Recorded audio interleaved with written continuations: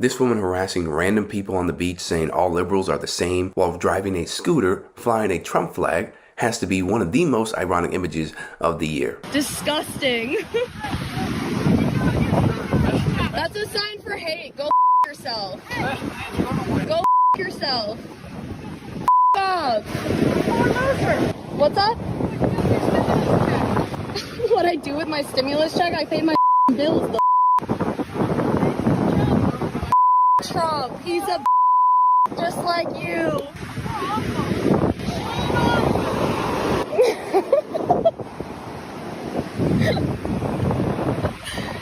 Bye! Go yourself! I'm really glad that lady clapped back against those Trump supporters who were just trying to be big old bullies, because it shows you don't always have to be the bigger person. Sometimes you need to fight fire with fire and let people know I hear and see your BS and I'm going to call you out, I'm going to confront you, and I'm going to do it I'm going to do so in an assertive way. And maybe it makes Trump supporters think twice about broadcasting their appalling and disgusting views. This has gone far enough and gone on long enough, and there are countless of millions of people that have come in here illegally. And now this is an attack on the American people. If you're an American citizen, it doesn't matter how you feel politically, this is an attack on you. This is an attack on our sovereignty. You can't just walk in here at your own leisure. Doesn't matter if you're a refugee or asylum seeker. Wonder what this MAGA moron really means when he says that we are losing our sovereignty, that no one coming across the southern border should be allowed in this country. I mean, we should have 50 cals and landmines lining the border and using them. That would stop the problem. But nobody has a effing spine. Nobody will do anything. So that falls back on us, we the people. And we have the constitutional right to defend our borders. I'm just waiting to see how many we can get in numbers who have had enough, who are sick of it. Because I promise you, if 1 million of us go down there armed and take over our border, there won't be a damn thing they can do about it. The federal government. We have to protect ourselves. So that's what it means. Landmines, 50 caliber sniper rifles, and a whole bunch of self-proclaimed patriots committing massive violence against people who more often than not are escaping violence in one way or another themselves. It has gotten to the point where there's thousands of us at this point that it's just enough. We're ready to come to Texas. We're ready for battle lines to be drawn. We're ready for the war to be declared. Sides have been chosen. I'm on Texas' side, obviously. Like, there's Biden support that are on his side. At this point, the lines have been drawn. The guns need to be loaded. The trenches need to be dug, and need to die. And it's no wonder that people seriously think they're justified in thinking this way, because their political leaders are saying the same thing, just in a more digestible and a polite way for the average American. We got a lot of work to do. They're poisoning the blood of our country. That's what they've done. They poison mental institutions and prisons all over the world, not just in South America, not just the 3 or 4 countries that we think about, but all over the world. They're coming into our country from Africa, from Asia, all over the world. They're pouring into our country. Nobody's even looking at them. They just come in. Illegal immigration is poisoning the blood of our nation.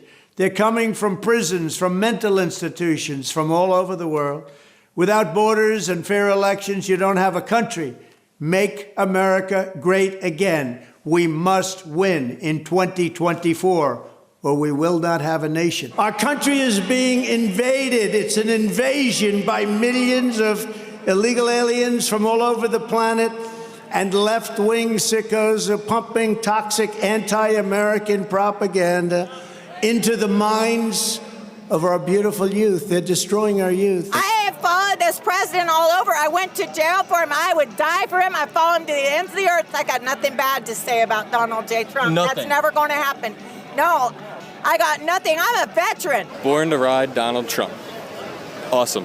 200 million people who will be voting for President Trump in the next election, because President Trump, he show everything and he don't do nothing bad. President Trump shows everything? Yeah. Like the documents that he showed other people that he wasn't supposed to? Yeah. Yeah. What do you guys think about Trump calling Raffensperger, the Secretary of State of Georgia, and saying, I need you to find X amount of votes? It was like 12,000 votes.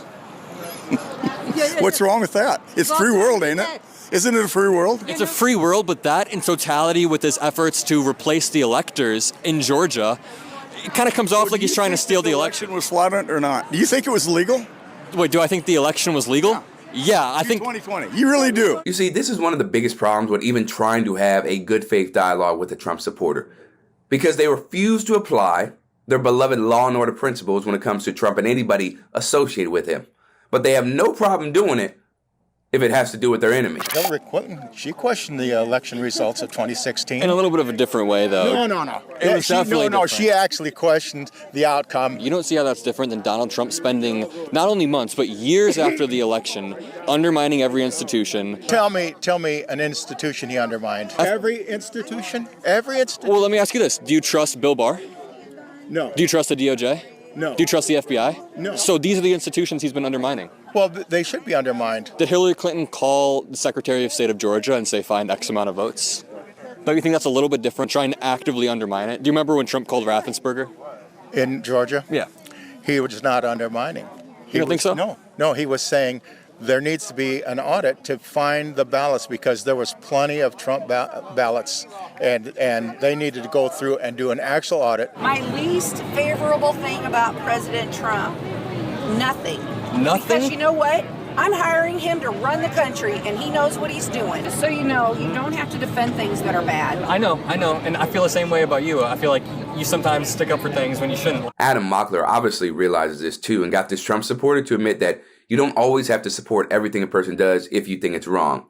Sadly, though, this breakthrough turned out to be short-lived. I'm not going to sit here and second guess him or armchair quarterback him. He's doing it. He does a great job, and I'll vote for him again this year. I'm going to flip what you said back at you. You don't have to defend things. You don't have to defend everything. No. Can you at least admit he has a little bit of an ego problem? No. Tell you what, if you think it's an ego problem, that's your opinion, and I respect that. This is the opinion of everyone that's ever met him, everyone that's ever been in his cabinet or written a book about him. No. Not everyone thinks that. And this Trump can do no wrong sentiment is something we've covered numerous times since it has become a uniting force in the MAGA movement. Is there anything that Trump could do that would cause you not to vote for him? No. I mean, other than being caught with a dead woman or a live boy in bed, no, there's nothing he could do. Is there anything he could do to lose your vote? Go commit murder. Say he hates America. I don't see it. I don't see that in the forecast. What he could do to stop me from voting for him, he'd die. Is there anything that Trump could do to lose your vote? Are there other people you're looking at? No, absolutely not. It's Trump all the way, whole way. Is there anything he could do that would lose your support? No. Nope. Because he's not afraid to step up there. Is there anything that he could do to lose your vote? No. Nope. Like I say. This time. No. Is there anything he could do to lose your support? I don't have the imagination to think about that.